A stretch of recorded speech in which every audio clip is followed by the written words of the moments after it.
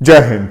दोस्तों, आज के प्रीलिम्स पेपर को देखने के बाद एक चीज आपको बिल्कुल क्लियरली समझ में आ गई होगी कि क्यों यूपीएससी को अनप्रिडिक्टेबल पब्लिक सर्विस कमीशन भी कहा जाता है। जो चीज आप यूपीएससी के रिगार्डिंग एक्सपेक्ट करके जाओगे किसी भी साल में, यूपीएससी आपको कोई ना कोई शॉक देगा ही देगा।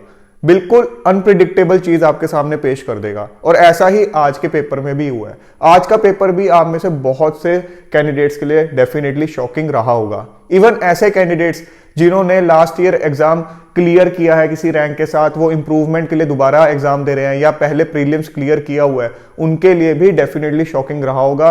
एंड आई एम श्योर उनमें से कई सारे कैंडिडेट्स हो सकता है इस बार के प्रीलिम्स पेपर के अंदर फेल भी हो जाए। एलिमिनेशन मेथड की तो यूपीएससी ने इस बार के पेपर में धज्जियां उड़ा के रख दी है, गायब ही कर दिया है। लास्ट ईयर के पेपर में थोड़ा बहुत इंडिकेशन मिलना शुरू हुआ था कि यूपीएससी एलिमिनेशन मेथड पे बेस्ड क्वेश्चंस को ड्रास्टिकली कम कर सकता है, बट इस बार बिल्कुल सिरे से गायब कर दिया है।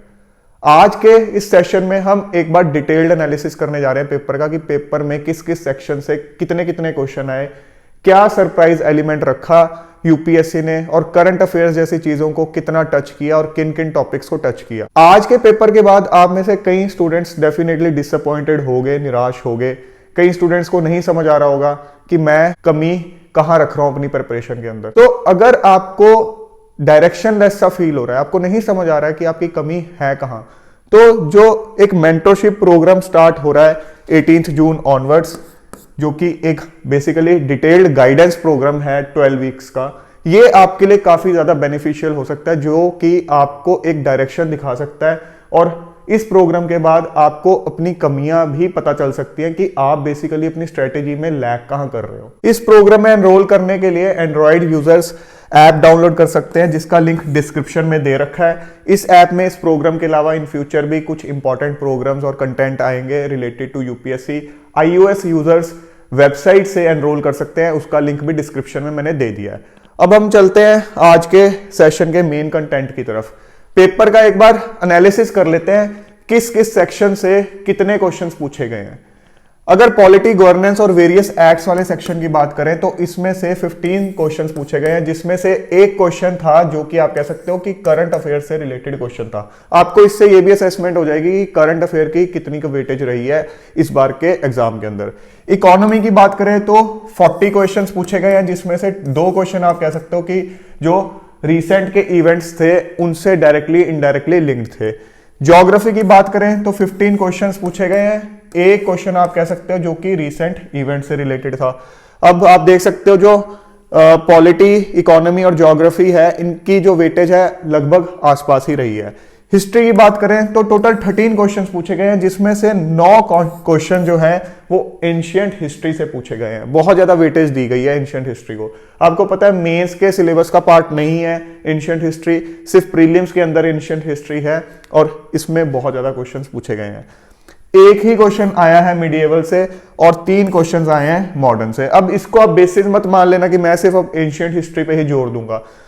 यूपीएससी कभी भी सरप्राइज दे देगा आपको। जस्ट एक एनालिसिस मैं दिखा रहा हूं, बट ये कोई बेसिस नहीं है आपकी नेक्स्ट ईयर की प्रिपरेशन के लिए। नेक्स्ट ईयर की प्रिपरेशन के लिए जो चीजें आपको माइंड में रखनी है वो अभी हम डिस्कस करने वाले हैं आगे सेशन में। और उसके बाद साइंस एंड टेक्नोलॉजी की बात करें तो 14 क्वेश्चंस पूछे गए हैं साइंस एंड टेक्नोलॉजी से, जिसमें से 3 क्वेश्चंस बायोटेक्नोलॉजी से रिलेटेड थे और 2 क्वेश्चंस ऐसे थे जो कि रीसेंट इवेंट से रिलेटेड थे। उसके बाद इंटरनेशनल रिलेशंस की बात करें 7 क्वेश्चंस पूछे गए हैं, जिसमें से आप कह सकते हो ज्यादातर क्वेश्चन 5 क्वेश्चन जो थे वो करंट अफेयर से रिलेटेड थे। एनवायरमेंट एंड इकोलॉजी की बात करें, अगेन ये बड़ा एक इंपॉर्टेंट सेक्शन रहता है और यूपीएससी पिछले कई सालों से इस पे काफी ज्यादा फोकस कर रहा है। 13 क्वेश्चंस पूछे गए हैं और आप में से कई बच्चे इस सेक्शन में काफी हद तक स्ट्रगल करते हो। और एक क्वेश्चन आप कह सकते हो जो कि बिल्कुल रीसेंट इवेंट से रिलेटेड था। एग्रीकल्चर से 4 क्वेश्चन पूछे गए। सोशल वेलफेयर जो स्कीम्स होती हैं उनके जो फीचर्स होते हैं उससे रिलेटेड 3 क्वेश्चन पूछे गए। स्पोर्ट्स एंड अवार्ड्स से रिलेटेड 2 क्वेश्चन पूछे गए, जिसमें से एक क्वेश्चन था आपके करंट से रिलेटेड। सो आप देख सकते हो करंट पे बहुत ज्यादा क्वेश्चंस नहीं पूछे गए, ये भी नहीं है बिल्कुल ही इग्नोर कर दिया, बट बहुत ज्यादा क्वेश्चंस नहीं पूछे गए हैं।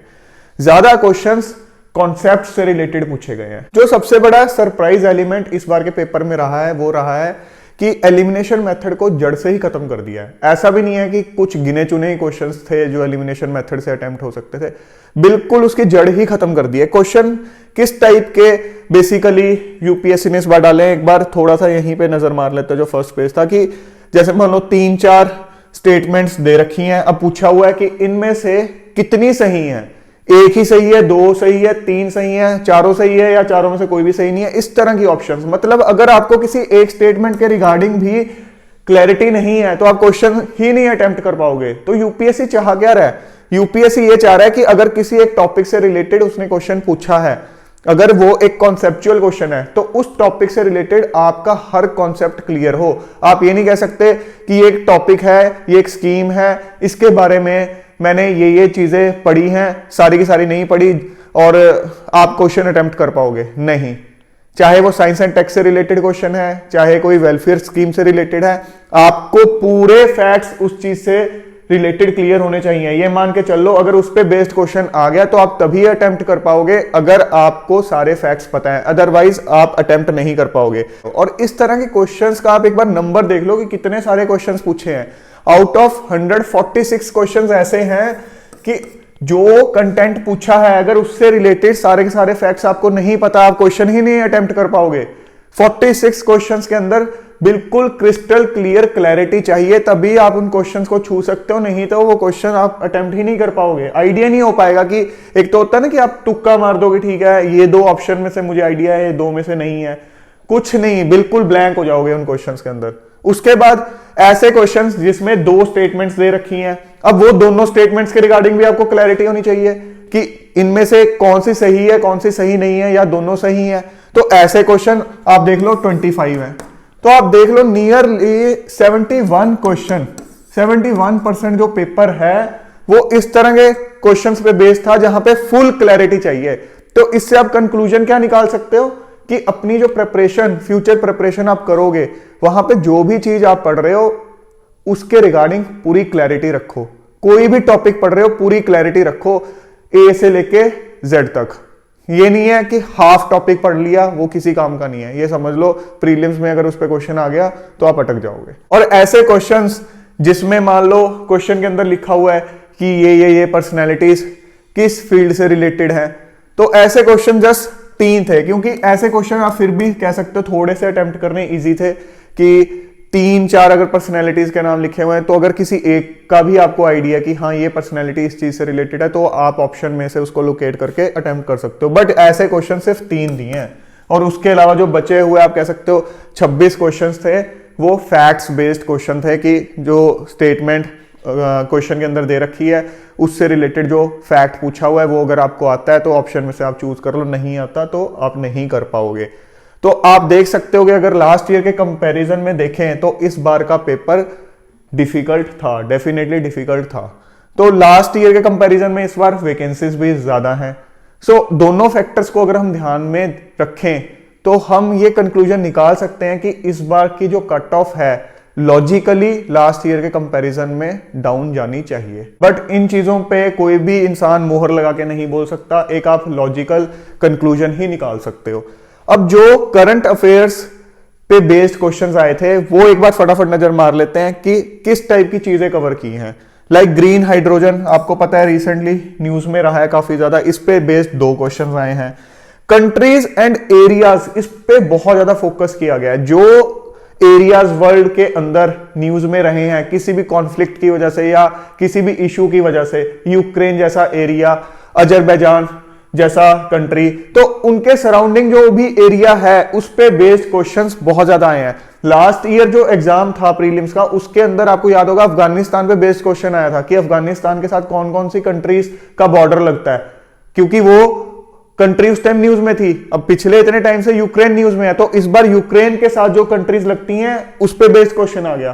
तो इसलिए मैं बोलता हूं जब भी आप प्रिपरेशन कर रहे हो कोई भी एरिया वर्ल्ड का आप न्यूज में पढ़ते हो एटलस खोल के उसी टाइम लोकेट करो। 5 क्वेश्चंस ऐसे थे, अगर आपकी वो आदत है तो आप उन क्वेश्चंस को अटेम्प्ट कर पाओगे, नहीं तो ये आपके हाथ से निकल जाएंगे। इंटरनेशनल ऑर्गेनाइजेशंस और उनकी रिपोर्ट पे बेस्ड 4 क्वेश्चंस आए हैं जिसमें G20 भी शामिल है। उसके अलावा सेंट्रल बैंक डिजिटल करेंसीज, ये भी न्यूज में रहा है, इस पे बेस्ड क्वेश्चन आया है। Election of president of India, आपको पता है लास्ट ईयर हमारे प्रेसिडेंट का इलेक्शन हुआ था, तो उस पे बेस्ड भी एक क्वेश्चन आया है। आपको पता होना चाहिए कि क्या प्रोसेस होता है, उसकी बारीकियां पता होनी चाहिए। एक बारीकियों पे बेस्ड क्वेश्चन था बेसिकली ये।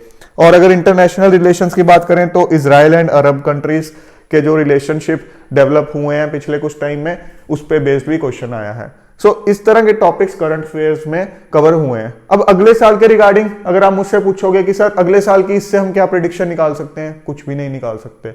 आप सिर्फ ये इंश्योर कर सकते हो कि जो चीज आप पढ़ रहे हो उसकी कॉन्सेप्चुअल क्लैरिटी रखो। फिर चाहे यूपीएससी इस तरह के क्वेश्चंस बल्क में डाले, किसी और तरह के नए तरह के बना के डाल दे, आपको दिक्कत नहीं आएगी। मार वही इंसान खाता है जिसके कॉन्सेप्ट्स क्लियर नहीं होते हैं।